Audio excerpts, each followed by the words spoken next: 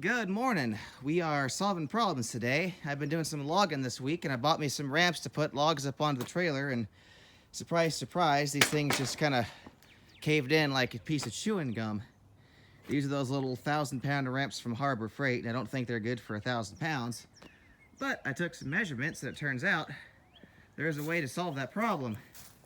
The way this metal is stamped, it's exactly 1.5 inches. So guess what fits right in there? A 2x4.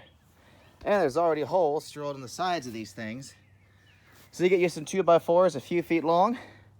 Just put a washer and a big deck screw in there and stuff them in there good and tight. And now it's actually got some strength to it. There's a quick video for you today. If you buy Harbor Freight ramps, go ahead and stuff some 2x4s in them, and now you've just doubled the strength. Till we meet again, stay gold.